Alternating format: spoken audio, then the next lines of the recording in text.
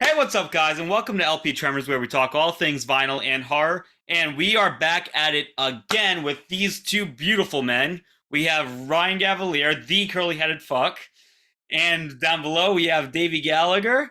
How's it? How's it going, guys? Well, it's going it's going Okay. well. It's going well, Bart Simpson. How's it going? Holy shit! I don't know what's worse. Backwards cat piece of shit. Where's your skateboard? Where's Where's your my skate? skateboard? Wow! I hit it with my It's kid's in the. face. Oh my god! All right, so we Well, are here, back here's at the it. Buddy Guy album, folks. Oh yeah, there you go. But we are back at it again with the fifth installment of the Friday the 13th series. We are going to be talking about A New Beginning. The part five, of course, absolutely. And if you thought the third movie was controversial, this takes it to a whole other friggin' level. And yep, there is the other cover. But yeah, this is Friday the 13th, part five, New Beginning. Uh, from 1985, obviously following the final chapter. You have Danny Simon directing, and we all know he's a softcore porn director. And I'm gonna get into my review in a little bit, but you can pretty much tell. It's a lot of interesting decisions. Let's just put it that way. But I will get to my review very momentarily. But we are going to start with Ryan. Ryan, thoughts on part five? Oh boy. Let's see it. Let's see, part five. I might be in the minority today, but I love this movie. This is one of my favorite Friday the 13th movies. There you go. It's literally like just absolutely batshit insane, coked out as can be. There's just it. I mean, you can even read or watch a documentaries that talks about how much drugs were done on this set. Like it was rampant, Yeah. rampant. It's just sleazy. It makes you feel like you need to take a shower after. Oh It's yeah. gory as all hell. Oh It yeah. has a lot of dark humor, a lot of just completely asinine humor too, but that just feels so crazy and stuff, and it's just truly insane. Um, and I'm not gonna say it's a perfect movie, but I think it's one of the most fun entries in the series. Yeah. And I think it's quite underrated because a lot of people consider it to be the worst of the series, Right. Right. um, which I highly disagree with. I don't Oh, understand. absolutely. I don't understand where that came from at all, honestly, because I think, you have actually kind of a story on this one, You sort do. of, Yeah. um, and a twist too, which is an interesting one. I like it. Right. You have characters that I would say are decent, probably some of the better of the series so far. Not all of them, but you have some highlight characters for sure. Yeah. Um, you have like I saw a lot of humor and stuff, but I'll just get into the movie now. But basically, like we start off and we see Corey Feldman again, and um, he sees Jason come out of the grave and stuff, and freaks out. We find out old Tommy Jarvis is just having a dream, basically. And so pretty soon in, Tommy, who's played by John Shepard, I think his name Yep. is John in Shepard. this movie. Yeah, Yep. John Shepard. He's leaving a mental institution, going to this halfway house now, um, which has a bunch of like troubled youth and stuff. Even though he looks no younger than like 31, At at least. least. Yeah. At Yeah, at least. least. So I don't know how he fits in with troubled youth too well. But yeah, he was actually only 25, the actor. So he's Was he just really, 25? Yeah, he's just an I old, looked that up too. Holy he shit. was just an old looking dude. Yeah, I guess so. And for most of the movie, he says maybe like 15 words the entire hour and Yeah. 32 minutes. A lot of it's like just that. 22 words, I looked that him. up too. Yeah. Yeah, 32 Mm. words, 22. 22 words. Almost kind of remind me of Angela in Sleepaway Camp. It just completely dead silent, and then yeah, for the most part.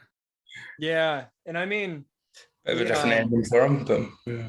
a lot of it's just him staring or having hallucinations Yeah. and stuff like that. Yeah.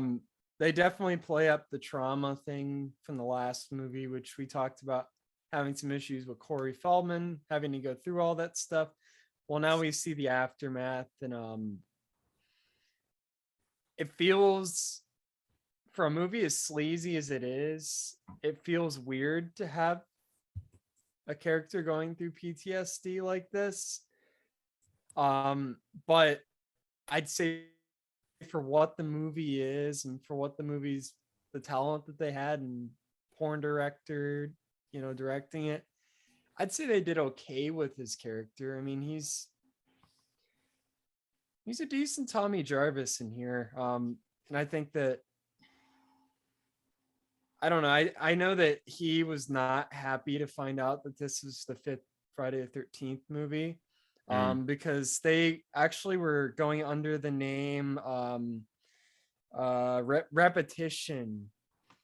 That was the fake name that the movie was going under when they casted it. So Yeah. a lot of the actors didn't know it was going to be a Friday the 13th movie, and a lot of them were pissed when they found out because Yeah. they knew how trashy the series was. He was one of the people who was not particularly happy. Might be why he wasn't in part 6, honestly. There could be other reasons too, but that seems like a safe possibility of why. Because he was just like, fuck that, I'm not being in Friday the 13th. But yeah, he's decent in as Pam. I think she's a very likable character. Probably, I mean, she's kind of a fine. She's not really a final girl in this movie No. by any means. Yeah, very. You have this formula is always changing in these movies, because by the end of this one you have like four people living still. Right. I think Something like that. yeah, like 4 people living. So they're changing, which is nice. I'm glad that we're not just doing the same movie over and over again, because this really isn't that at all. I'm kind of going out. So let's see, other cast members. Shavar Ross as Reggie. He's awesome. Yeah. Really, really good actor, good comedic timing and stuff, and also really good at showing fear and things like that. I think one thing that shows different with him and Corey Feldman, I don't think he gets put in quite as dark of a No. situation as Corey Feldman's character, so it doesn't feel quite as in bad taste as the 4th movie with what happens with him. Right. I mean, I think that obviously we still see him in a real bad situation and we see him in terror and stuff, but at least seems like he's gonna make it out of this one not completely fucked up like Tommy. Right. And I guess the only unfortunate thing is that it is talked about how his parents were like brutally killed. I'm pretty sure it was. So he's kind of, Gramps is dead as well. Yeah. Oh yeah, I forgot to say that Chuck Berry's in this movie. Oh yeah. Yeah, he is. He's a dead ringer. But but he dies, unfortunately. Because he's a really likable grandpa, though. I think he's a really He is, yeah. No, he definitely is. Yeah. He obviously, that's why I say you really care about a lot of these characters. Like, I was sad when he died. I'm trying to think of any other standouts that aren't going to just be basic plot. Ethel and George, I think George is the son. Yeah, right. Or no, not George. I know Ethel's the mom. Whatever her son's name is. Yeah. They're hilarious, and I'll talk a little bit more about them later. Cal. Is it No. Cal? Junior? Was it not just Junior? It might be just Junior. I don't know. We're just I gonna don't say remember. Ethel's son. Ethel's Redneck son, mother. yeah. Redneck mother and redneck son, who seems to be about 15 years older than the mother. Oh yeah. Yeah. Yeah. You've got the doctor. He's a pretty likable guy. I actually think he's really likable. You could tell he really cares about these kids and stuff and is trying to do well for them. And I think that's one thing that is interesting about this art in it too, which is kind of cool. I mean, you see like Reggie with his brother. Brother really cares for him a lot. Yeah. You could tell that Pam really cares about the kids, especially Reggie. They have quite a bond as it goes on. Including that funny part where Reggie's brother introduces his girlfriend to Reggie, and then Reggie pulls over Pam and he's like, well, here's my girlfriend. Here's my and classic stuff. But I kind of went on a tangent talking about characters because there's a lot that I really love in this movie. But yeah, so as we go on, we kind of meet these kids. One of the memorable scenes early on is watching Joey, played by Dominic Braccia, get axed by this other dude for pissing him off. I mean, Joey is like the most annoying character ever.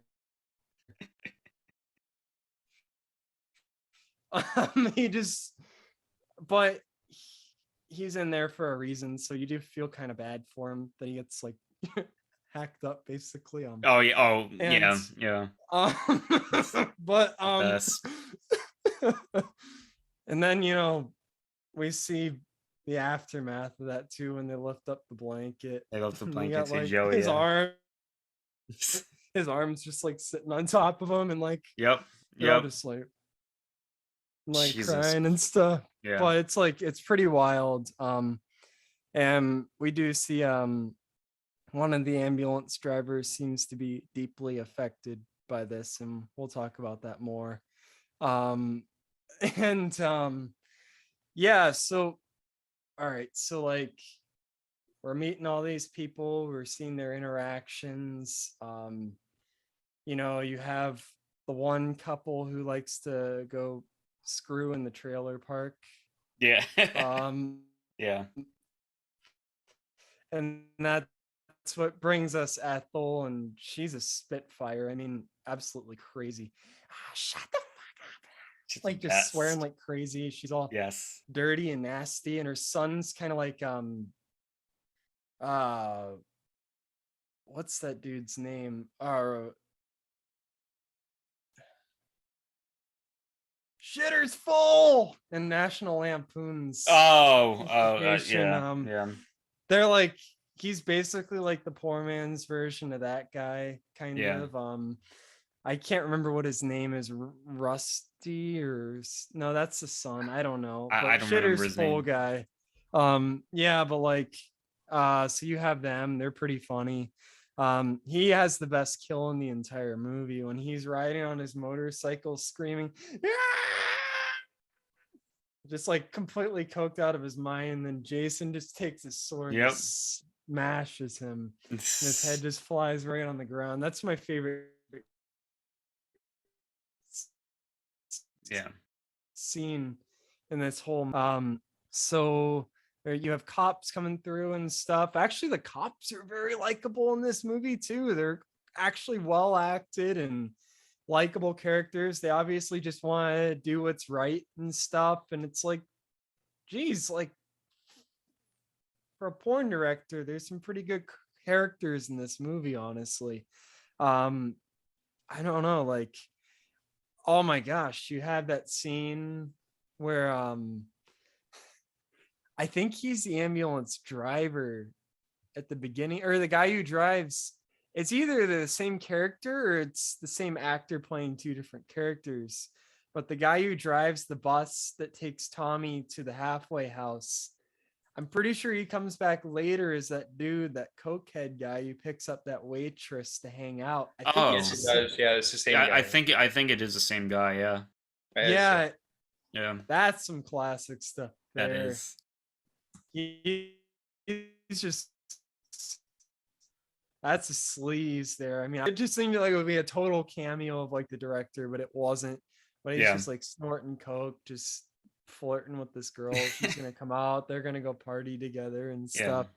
But that doesn't really work out for him or her, as they both get hacked with shreds. But yeah, I'm trying to think other memorable stuff in this movie. You have a lot of great character stuff. You got Violet doing her crazy robot dances Oh yeah, yeah, and stuff. You've got, I think, what's the character? Eddie, I think. And then I think Sarah is the girl. The two of them, he's trying to flirt with her. It's like real awkward and stuff because he's probably never flirted with a girl in his entire life. And oh, we've known each other like 8 months now. yeah. I would like to make love with you. And she's like, I don't know about that. And you know, it's just like, wow. And they both get it too. Yeah. You have a scene where that one couple, the ones that like to screw at the trailer park, you know, they're hanging out outside. There's a lot of gratuitous nudity in this movie. I think more than any of the other ones we've seen so far, I must say. But the one girl gets the clippers to the eyes while she's out there hanging out. The guy gets the straps to the Yep. eyes. The belt. Brutal kills there. Mm. I mean, this movie's real gory and brutal, honestly. I think the kills in this are probably even better than 4. In my opinion, I think they're way more amped up. Trying to think, last like half hour or so is real intense with like Reggie and Pam and Tommy and everybody running around and stuff. Yeah. Reggie, he has some really good screams too.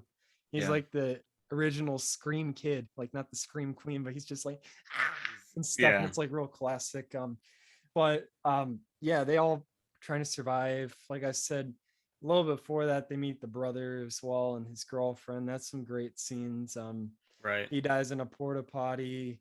He's like getting all mad because you think it's his girlfriend that's banging on. He's like, "You're really gonna get it, bitch," and and then opens up and Jason's he's like, "Oh shit," and he's done. But you have some over the top poop noises in that scene too as well. Yep. Probably one of the most dramatic poop scenes in film history. Uh-huh. You know, I really feel his pain. But yeah, I don't know. So like I said, it gets pretty intense near the end. I mean,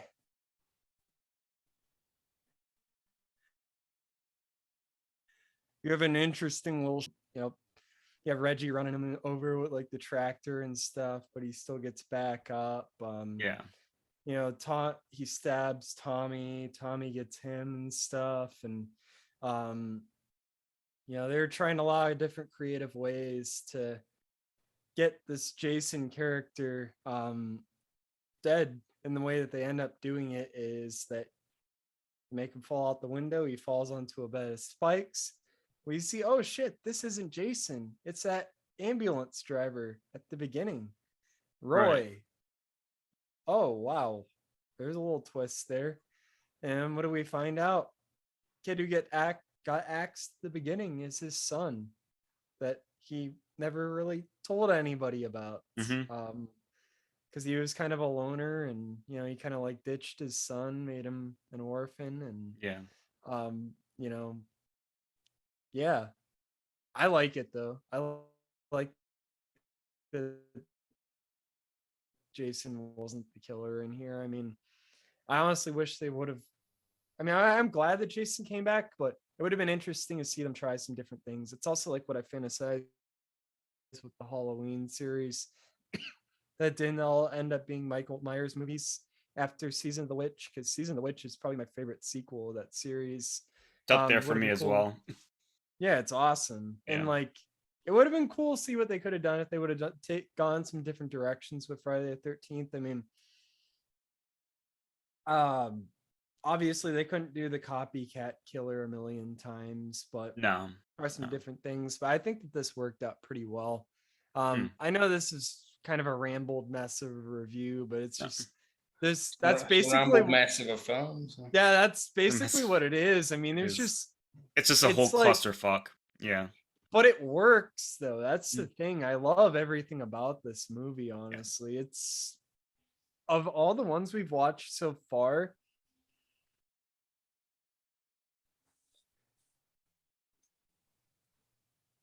I want to say if I was going to rank it, it would be my number 3 that we've watched so far, but it's probably my most enjoyable rewatch this time around. I don't think it's better than 2 or 4, but I probably had more fun watching it this time around than Nice. those two, just because it's so crazy. I It mean, is. you know, we kind of went all deep and stuff about what kind of left us the wrong way with part 4.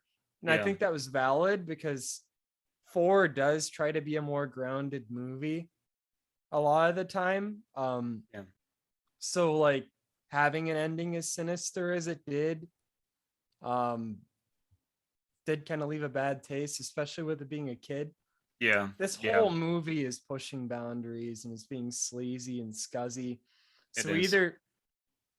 So it's kind of hard to get bugged by like one or two little things that might not age super well just because the whole movie is that way. So either you enjoy the movie or you don't, and I do Yeah. enjoy it. It's Yeah. it's an anarchist, and it ends really, really, really weird. In the hospital, you got Pam and Tommy. Seems like he kills her at one point. Then he wakes up. We And realize it's a dream. Yeah. But then we go back to Pam again, and then we see a masked killer with a knife right behind her. Yep. Probably Tommy. 99% Tommy. It's like, so this is the route we're going. And I would be pissed off about it because I think that it's kind of stupid to even think of making Tommy the villain, honestly. But I don't think we're supposed to take it seriously. I think this movie is just supposed to be a lot more funny than people give it credit for. I think they just wanted to do a kind of crazy, self-aware kind of ending. Yeah. That's what it feels like to me. Like almost like a poke of fun. This movie, like I said, I know this was a scattered mess of review, and I definitely passed over a whole lot of stuff, but I think I went over some of my favorite moments. Just because I could talk about every minute, the hour and 30 minutes, and then we'd be here all night. So that's my little Spark Notes review. Nice. If I'm going to review it as a movie, like in the whole world of movies, Yeah. I would give it probably a 5 out of 10. But as Fair. a Friday the 13th movie, which is its own class of film, I'm going to give it an 8.5. Wow. Okay. I love this movie. Awesome. I've always liked this movie. I've always defended it. Back when I was doing my horror movie website when I was a teenager, I gave it a positive review. Yeah. I've always told people I love this movie. They'd be like, "What the hell? The movie sucks." Why do complainers always have that voice? Doesn't even have Jason. Well, neither is the two. And it's like, all right, Jason wasn't in the first movie either. So No. like, Whatever. things could So- be different. So this is a movie that it's never really grown on you, but you've just always loved this movie. I have. So your And opinion it's never just- changed. I think I've seen even more humor in it as I've gone on Okay. than before. I think when I was younger, I really liked it because I was like 17 and there was a lot of gore and a lot of attractive women, we'll put it that way. Now as I've grown older, I don't really fixate as much on the second part as much, but I do see a lot of the dark humor, and that's something I really like about it, and I think something that was lacking from some of the earlier ones, where this one, it just amps it up, and they never do it quite like this again, like this complete mess of a romp of a film. They don't really ever do it again, and it's kind of it's both a shame and a blessing, because at least that formula didn't get stale. At least we just got this one that was just really, really crazy. Yeah, so 8.5 out of 10. Awesome. I love it. It's great. Don't listen to the haters. No, it's awesome to hear an actual positive review on this. You know, if you look on YouTube, or if you look on maybe a website or an article or something, you're gonna see this movie be either down the shitter or kind of sort of in the middle, maybe close to the downhill portion. But it's cool to see a positive review. So there you go. Thank you, Ryan. Thank you. Davey, are we continuing with saying positive, or are we going downhill? Well, there's a reason that this movie is always towards the bottom. And it's purely the butt hurt over, but it's not Jason. I don't give a fuck. This movie is gonzo nonsense, depraved, filthy, obscene, and I love it for every single one of those adjectives. Oh, yeah. We have had serious, gritty, we've had 3D nonsense, we've had PTSD. Now we've got the guy whose most artistic film to this point was Savage Streets with Linda Blair. That's the height of this guy's career art-wise. And he's the guy that's been given the keys to the kingdom here. And what does he do? It delivers an absolutely mental movie. Now, this is his last movie. Yes, and there's a reason for that too. This film was submitted to, what do you call the ratings board over there? Not the BBFC, but what do you call Motion Picture MPA. The MPA, yeah. And there was 16 scenes that had to be massively edited. 16, including that sex scene out in the woods with the fuck you, fuck me, sounds like a good idea, fuck you. That was a 10-second sex scene in the version that we see. It was 4 minutes long in the version that was submitted. Wow. Yeah. It was a proper sex scene. A few of the actors have said it was pretty much a porno on set. It's pretty much. And that shows, that really shows, like when and I'm not going to bother with half of these names because half of them they don't even get given. When she's in the bathroom and she's going to meet the 65-year-old guy who drives the thing at the start, and she just, for no reason at all, goes, "It's showtime." There's no reason for that to exist other than there's going to be 15-year-old boys in the cinema. We better put something in for them. Yeah. There's no reason for that, but it's nuts. It's mental. And I love that somebody ridiculous was given the keys to the kingdom to do that kind of stuff, just as a one-off. After, we don't need Porky's Jason every time, but we may as well do something different each time. Yeah. And at least this does that. But as Ryan says, the weird thing is the other script writers, because I'm refusing to believe it's fucking Porno Pete, whoever his name was, this guy did not write these characters. But whoever came up with these other characters, wow, some of the most likable people we have met in this whole franchise.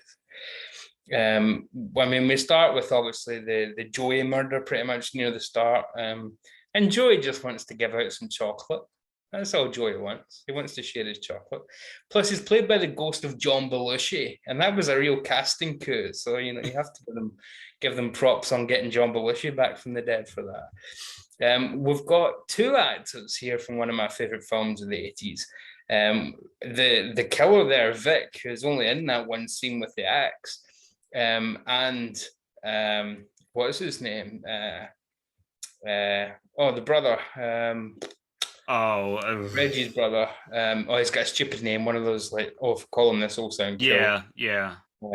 Not Shit. Yeah, I can't think of his name. Fake Rick James. Fake Rick James. Yeah. So anyway, Fake Rick James, the brother. They're both from Return of the Living Dead. They were both two of the punks in that with James Caan and Linnea Quigley and stuff. One of my favorites of that era. So it's good to see them in this, even though one of them only gets to kill John Belushi's ghost.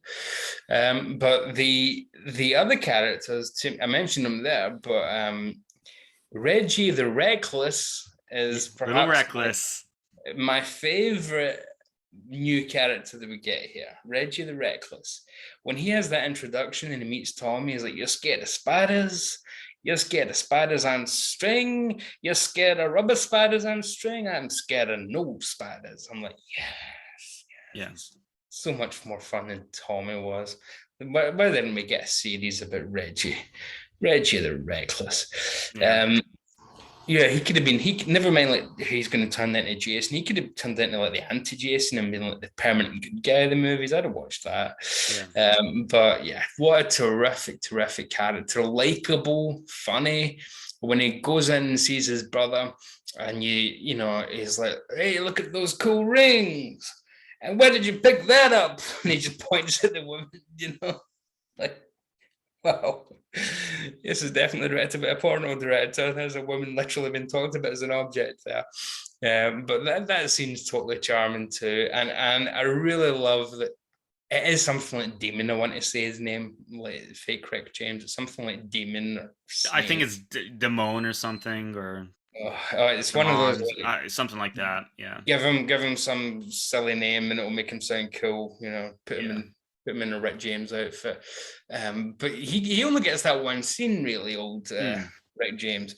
And to me, I've always considered it the enchiladas scene. Them damn enchiladas. Because no matter what, geez Louise, what has he put in those to make them that sudden?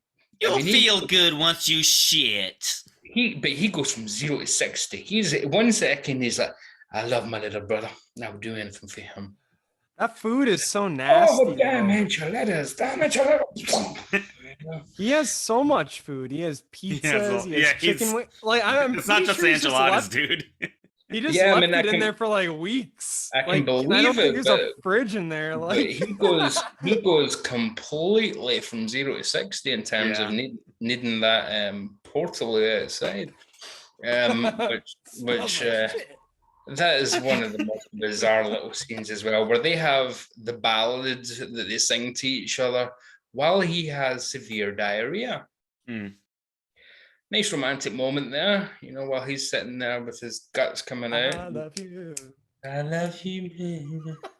I love you. She must be sitting there like, I love you. I mean, that can't be pleasant. Come on, for either of them.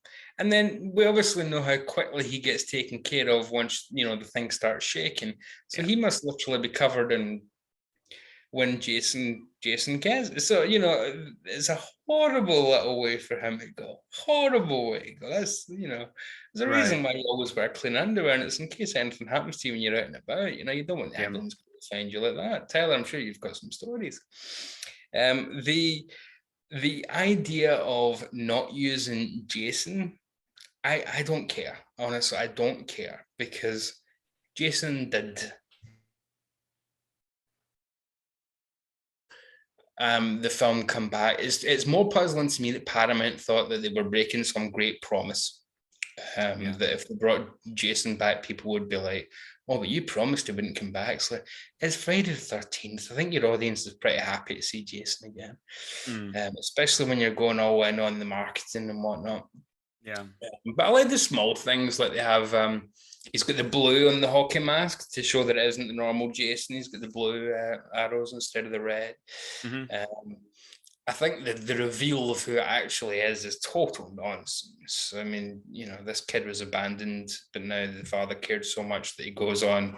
I honestly don't think you're supposed to care that much. It's basically a Scooby-Doo ending where it's like, oh, it's that one character you saw for 10 seconds at the start, He does really react though when he sees. He does react. Yeah. Yeah, but it's like it's not character though.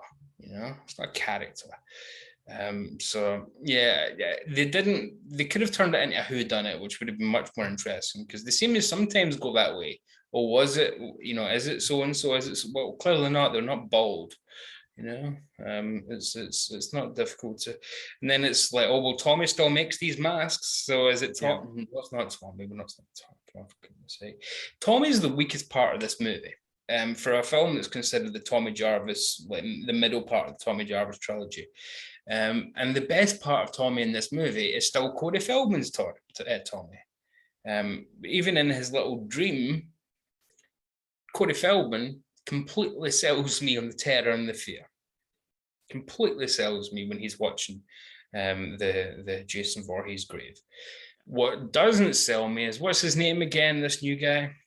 What the hell was his name? The 25-year-old. What? Yeah, John Shepherd. John Shepherd, right. So yeah. John Shepherd apparently took a job working at a mental institution for like months so that he could prepare for this film. I think he should be committed to one if he thinks that this performance justifies working in a mental institution for months. I mean, there was nothing in this performance that shows that he had any insight into. He just looks blank and dull and bored. I mean, fair enough, he'd been kind of coerced into doing a Friday movie. But there's nothing in here going on and behind those eyes. It doesn't ever hint at darkness, or he's a blank piece of paper. There's absolutely nothing going on behind him. Right. I think Tommy's just a waste of space in this movie, and we could easily have had this as a non-Tommy Jarvis story, to be honest. I don't think it needed to exist. It's done much better in, is it Elm Street 3? Yeah. Is that Dream Warriors, where we go to the institution? Yeah. It was done much better there, where we get to know the different kids at that kind of institution. This is a much more laid back institution, where they operate the honor system. Probably not the best idea when you're dealing with people that have murdered people, but whatever. Whatever, yeah. This is a very bizarre place we're living in this film, because you've got the mayor comes in for one scene and he's talking like he's in the Northeast, but our redneck characters are back, different ones, but we've got rednecks again, like, ain't my stew the best stew in the world? You dildo, you get over here. It's like, what? What? Shut the fuck up. you dildo, you get over here. And there's Stu. 3 times she mentions how great her stew is. But so we've got this bizarre little joke. Those guys from the Looney Band. You're one of those guys. Yeah, and complete with racial slur as well, we should add. But there's some horrible stuff going on in this film, but it's also cartoonish. I think the Scooby-Doo analogy is quite right. I think they are making a Hanna-Barbera movie for the kids that grew up with Hanna-Barbera and are now teenagers. They're now just saying, oh, come on. What can we do with this, really? We've got a porno director. Let's just go nuts. It's like Michael Keaton's Batman. You want to get nuts? Let's get nuts. It's pretty much that. Yeah, basically. There's nothing in here of total quality apart from a couple of performances, and I think Shavar Ross as Reggie, and he was Gary Coleman's best friend in Different Strokes, if you remember. He's pretty cool. He steals the show from me. Like, not even, he's good for a kid. I genuinely think he's the best actor in this. Like, adult or child. And I really like, he's not got a massive part, but Richard Young as the doctor who operates the place. It's the first time we've seen an adult in one of these movies who's not total skis. He never hits on these younger charges and whatever. And Richard Young, if you remember, would go on to be the guy who inspires Indiana Jones in The Last Crusade. He's the one with the fedora who Indy gets the hat from. at the start, where River Phoenix plays Indiana Jones. So that was Richard Young's big claim to fame. And then he gave up acting and became a war photographer, which is quite interesting.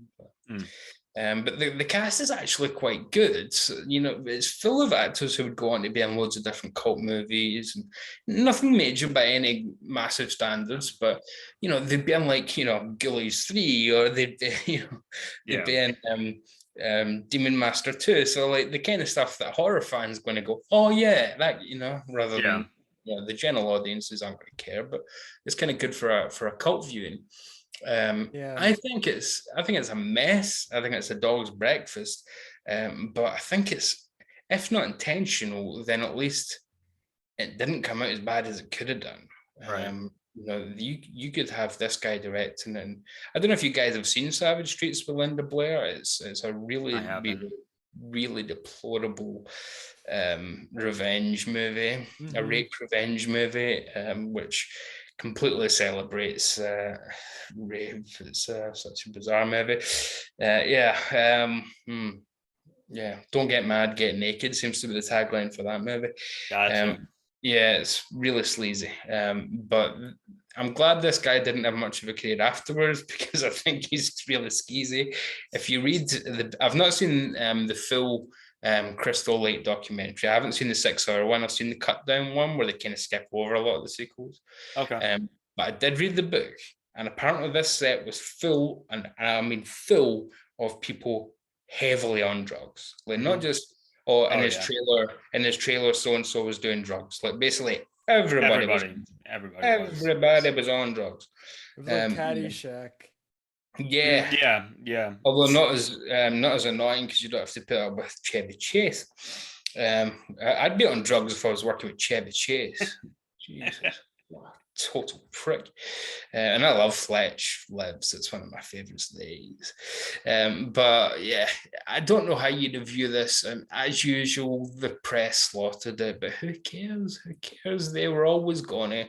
I mean, did anybody expect Vincent Canby and Gene Siskel and the likes to suddenly go, do you know what? After 4 movies, I think I'm starting to like these Friday.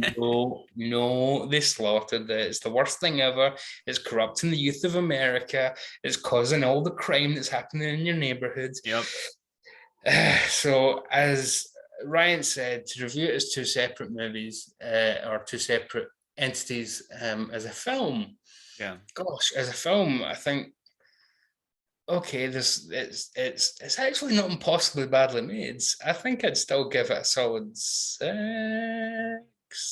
I'm gonna go 6. Because I think, even though the guy was a porno director, I think he knew how to stage a shot. I think he knew how to do a kill. I think he knew how to, you know, maybe he's a guy that's good at taking advice. Yeah, I don't know. It could be. He's good at letting his assistant director say, do you know what we do in normal movies, buddy? We do this, you know? He's like, never mind, I just want to see some boobs, you know? I'm just imagining just sitting with a cigar the whole time. As a Friday movie, this is where it gets really hard, because I think it's quite a bad Friday movie in terms of the mythology, in terms of what it adds to. But I just had a great time, and I always do, with number 4, 5, and 6, the Tommy trilogy. But not because of Tommy. That's the weird thing. It's called the Tommy trilogy, and it's not because of Tommy. I particularly love them. I think I'm going to go 9. I'm going to go 9. As a Friday movie, I'm going to go 9. Wow. Okay. Because it's so bonkers and so insane.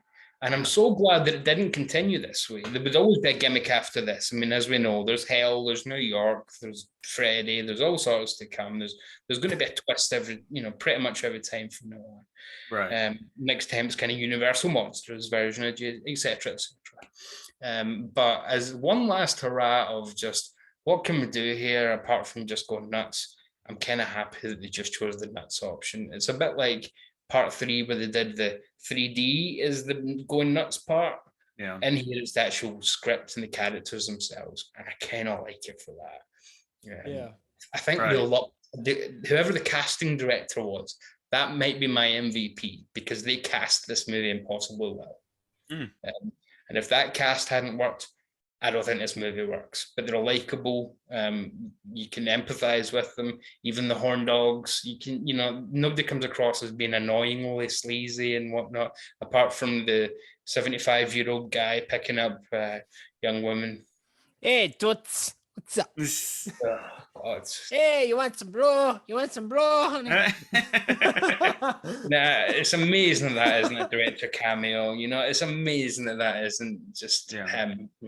And it's probably because the director was behind the scenes doing far too much blow at the time as well, while the second AD actually did the work. But yeah, just a fun time. And the big hang up from all the reviews is, but it's not a Jason movie. As Ryan says, neither was the first one, so who cares?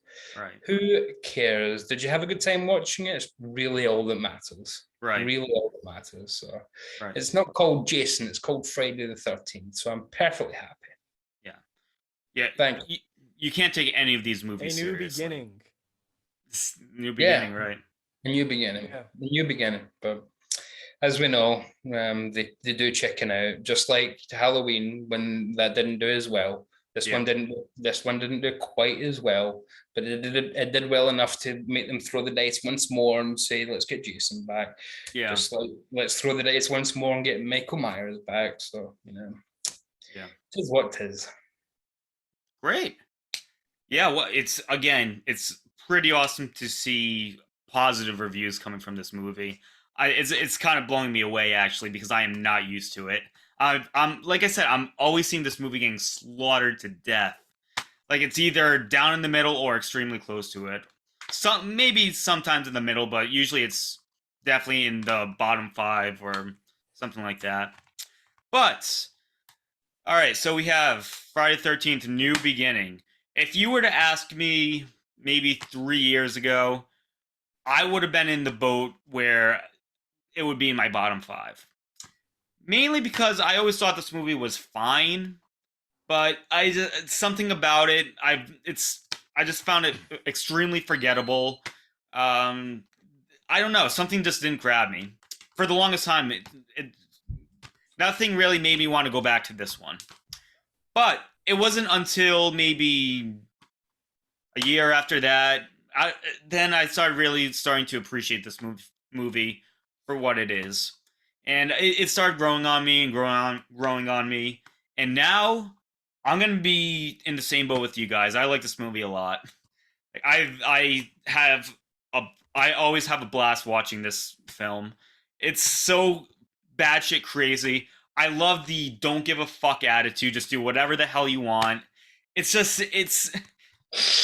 Yeah, exactly. Like, this is the equivalent to, like, Black Sabbath Volume 4. Like, it's just completely off the walls. Everybody's on coke. This is the coke movie. It's completely off the walls. Nobody gives a fuck. 13th Part 5. Exactly. And all right, so we have Danny Steinman. Steinman, is that his last name? Yeah, Danny Steinman. He's directing. You can easily tell he's a softcore porn director. You don't even have to read that in anything. I don't even have to tell you that if you've seen this movie. You could tell this is a guy that directed some weird shit in his day. Because all this movie is, it's tits and it's kills. Tits, kills, tits, kills. This movie definitely has the most amount of kills, definitely has the most pair of tits. Because every single scene, it's either a kill or a tit scene. You're going to have one or the other. And a lot of the time, they clash together. I mean, I know it's not uncommon for a Friday the 13th movie, but this movie just takes it to a whole other level. Just everything in the first 4, just double it. Double the tits, double the kills. Here you go. You have Friday 5. Why didn't they put that in the poster, Taylor? Double the tits, double the kill. They should have. Might as well. And then then the box office would have just went like that. Yeah. Double the tits. Yeah. Double the kills. Starring tits. Starring tits. So yeah.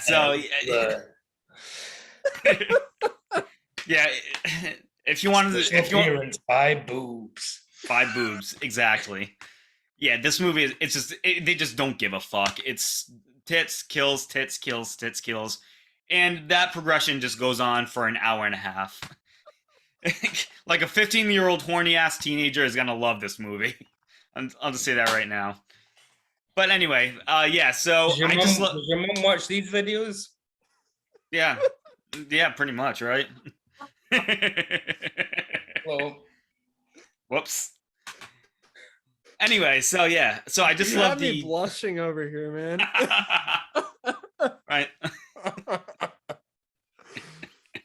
Oh my god. But yeah, I just love the don't give a fuck attitude. They just go for it. It's like a lot of it just it really seems like there wasn't even a script, to be honest with you. They Danny Steinman just it seems like he just got this pair of cast together. All right, you show your tits. You do whatever the fuck you want. Say whatever you want. Oh yeah, yeah. Grab a belt, slap. It's just... So yeah, this is the most bad shit Friday the 13th you're gonna find in this whole series. Holy shit, you guys are dying. this is genius. But it continues the idea of there's not really a story here. Same thing with the first 4. You can easily say the same thing.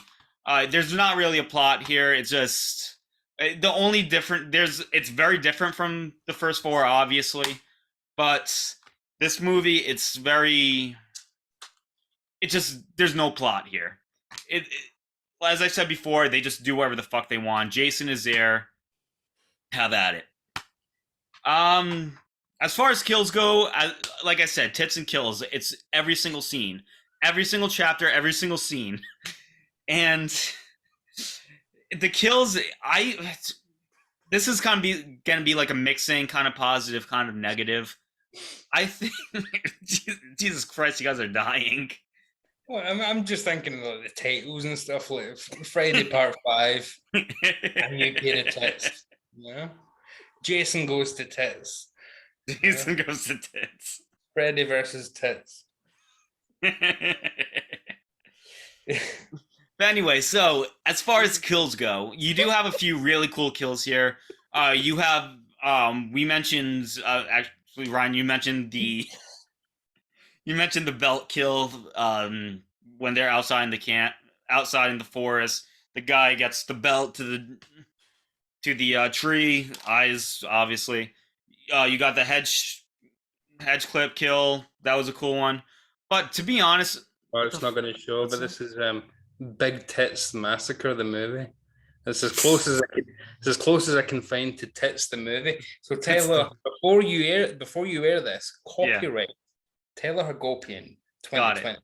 Tits the movie. Tits the movie. Got it. You've got this. Noted. But as I was saying, as far as kills go, you do have a few really cool kills with the bell and with the hedge clippers.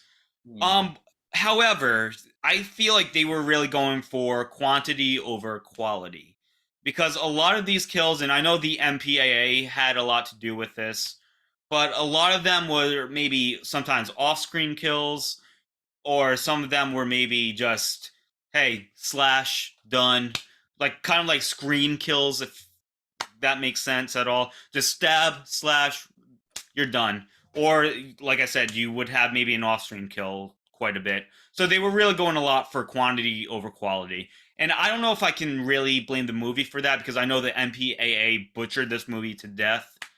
But that's one thing I can really take away from, as far as kills goes. It's kind of a mixed bag for me. Another thing I can bring out, I really, really need to talk about Reggie here. Oh my god, Little Reckless. He makes this whole freaking movie. I love Little Reckless. Reggie, oh my god, he knocks it out of the park. And Davey, you mentioned this earlier. He's probably the best actor out of all of them. You know, he is probably the most believable. In my opinion, he's the most likable. You feel for this kid, but then again, you're having a really good friggin' time with him. Then you're laughing your ass off. Like this kid, I was grinning every time this kid was on screen. From the moment he scared the shit out of Tommy with that mask, that was freaking. I was in love with this kid. So Reggie, he gets a gigantic thumbs up for me. And his brother. Oh my god, his brother, Damon, whatever his name is. Enchiladas. That scene is fucking classic. And I think Ryan, you mentioned, he was bringing Pam over, and he goes, "This is my girlfriend Pam." It's like, "Oh, hi Pam." That scene was great. That whole scene with Reggie's brother is classic. Them damn enchiladas. The brother's girlfriend. "Oh, you feel better after you shit." Like it's fucking classic. There's nothing like a bit of romantic banter between teens. So romantic, right? Yeah. You're really gonna get it, bitch. Yeah, twice. You're gonna get it, bitch. And he's like, "I told you, bitch. Now you're gonna get." And yeah, that's what I think. That's why he reminded me of Rick James. It wasn't just the look, the hair, the outfit. Yeah. He said "bitch" every 3 seconds. He did. I'm Yeah. Rick James, bitch. I'm Rick James. But yeah, Damon, whatever his name is, he has a very small part in this movie, but it's so fucking effective. Like, that's one of my favorite scenes in this movie. Cracks me up every single time. Which kind of brings me to my next point about this movie. If you look at this movie as a serious movie, if you look into this movie like maybe, for example, the first Halloween, something like that, or maybe even the first Phantasm, so a movie where there's more of a serious tone, maybe it's still a little tongue-in-cheek, but for the most part a more serious tone. If you look at this movie like those type of movies, you're not going to have a good time with this movie. I'm sorry, you're not going to have a good time. You'll probably turn it off within the first 15 minutes if you even get that far. But if you look at this movie as just a horror comedy, it's a movie that doesn't take anything seriously, kind of like a Tucker and Dale versus Evil type of vibe. If you look at a movie like that or Army of Darkness, this fits in well with those type of movies. So if you're looking at it with a horror comedy mindset, you're going to have a great friggin' time with this movie. And that's why I think this movie really grew on me. Because over time, I'm a very mixed bag when it comes to horror comedy, I really dive into the more serious tones, like I mentioned, like the first Halloween, the first Phantasm, list goes on and on. Well, maybe a little tongue-in-cheek, obviously, but I tend to... I'm a tough crowd when it comes to horror comedy. But I decided, okay, I'm going to look at this movie as it is, as a horror comedy, and I just... Like, this went from, like, maybe a 2.5 out of 5 to a 4 out of 5. Easily, just because I had that mindset of a horror comedy. So, yeah, if you're going to watch this movie, keep a horror comedy mindset. Don't take a second of this movie seriously. That's kind of what I'm trying to drive at.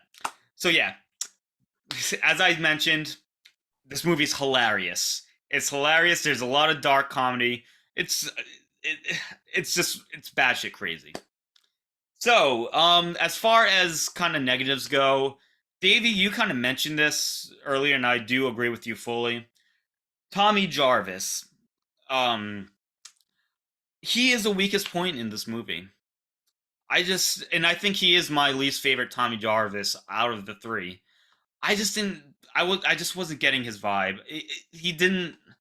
I don't think this portrayal of Tommy really was brought to the table much. Didn't really do much for me. He has these occasional fight scenes that I really like.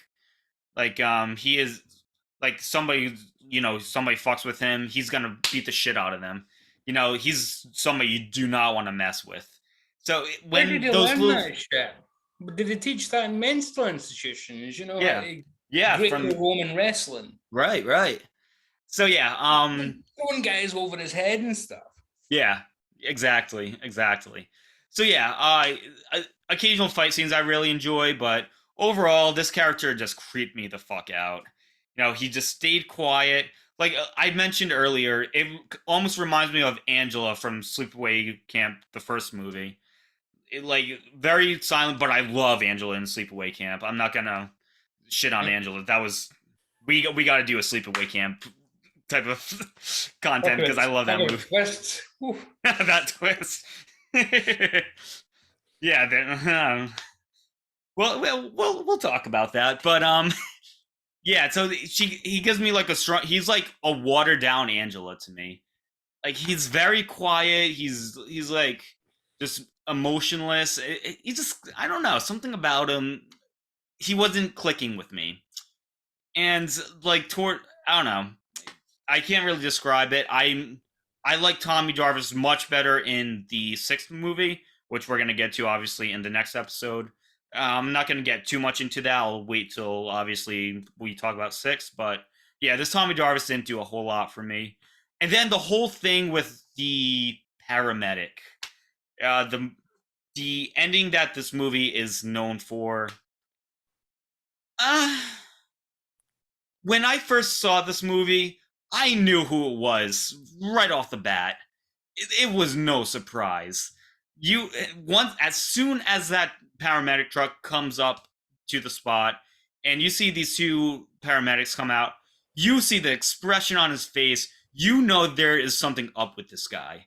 Yeah, exactly. Like this guy is off his shit, and you kind of see him in a few scenes here and there after the whole medic scene, and he's like it's the same fucking face, and he's just it's him. Like so once that reveal came up, like kind of like in the barn, and they push him, and they take his mask off. No shit. So I didn't get spoofed with that ending. I hope that that your first time you got spoofed, but me personally, I didn't. I don't know. I knew it was this guy right off the bat, so it wasn't really a whole surprise. And the whole thing with this is not Jason. I don't give a shit. I don't care, because you guys said it brilliantly. The first movie is that Jason? No. Who cares? And so it doesn't bother me that Jason's not in it. I just wish they kind of did the reveal a little bit better, because in my opinion, they just made it blatantly obvious. But yeah, overall, this is just a fun freaking time. You're gonna have an absolute blast with this movie. Look, as I said before, look at this movie as a horror comedy. Don't take a word of this movie seriously. If you do that, you're gonna have a kick-ass time with Part 5. As far as a rating goes, I'm going to give this.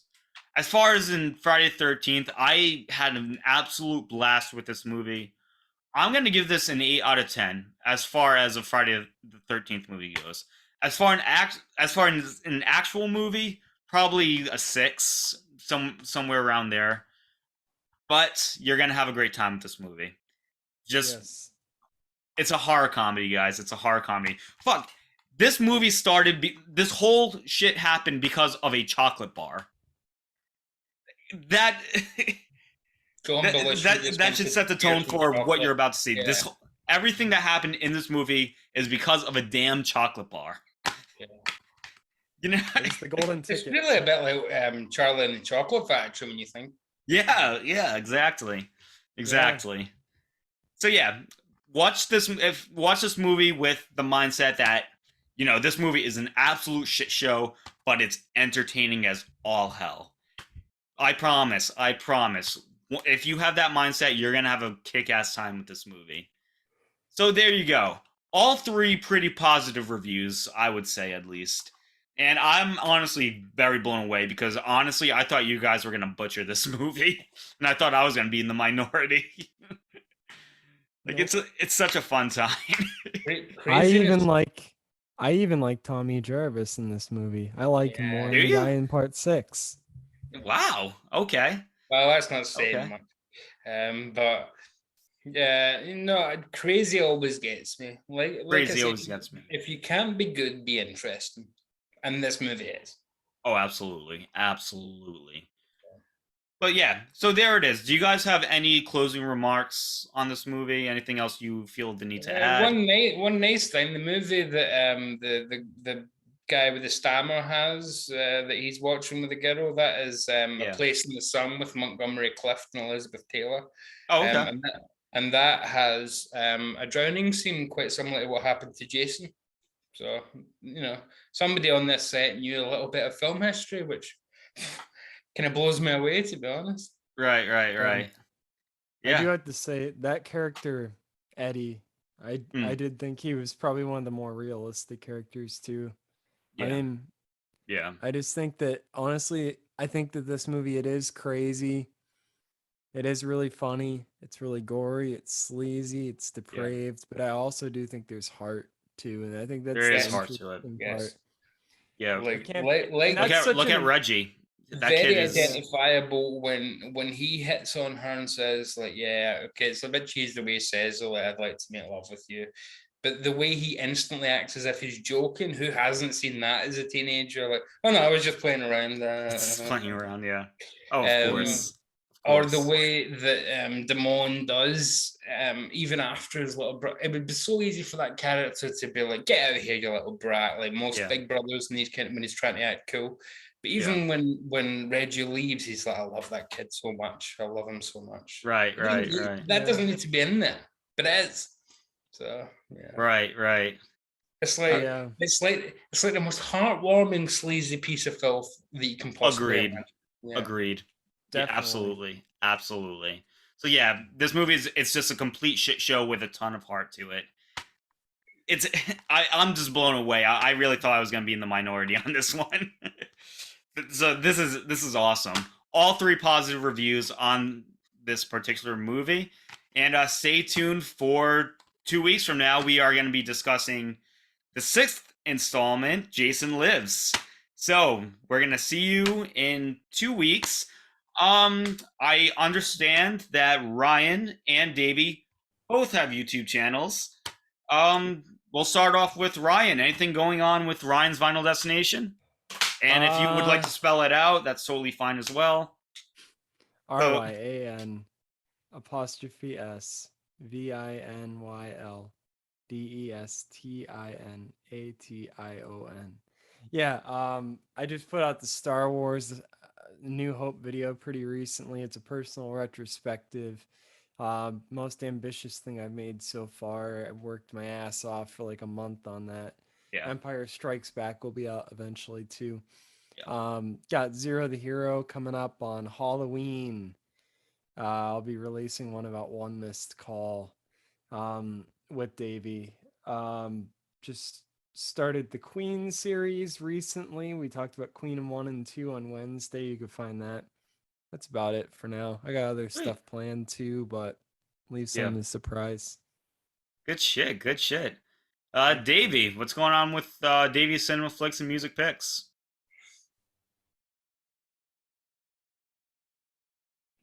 I don't know. Hound of the Baskervilles Horror Express video came out the other day. Armando joined me for a look at two music DVDs. Somebody didn't stick to the pick one, but guess who? Well, the usual nonsense, but you can find it over there and whatnot. Apart from that, other activities, as Ryan says, you will see me on Zero the Hero, One Missed Call, which God bless you. God bless you if you have to sit through that as often as we do, but God bless you. Oh boy. Oh, well, I think one more and that might do it for me, I'm afraid. Yeah. That might just finish me off. Apart from that, Tyler, you're joining me on Monday and we're going to do some underrated Neil Young. Absolutely. And elsewhere, I'm on the Monsters Den over in Sea Tranquility every single episode this month. By popular demand. They need a panto villain, so they call me for Halloween. So Yeah, hell yeah. Reanimator. Rihanna. Oh yes, yeah, and a week today. yes. I mentioned that on there as well. I forgot to plug up somebody else.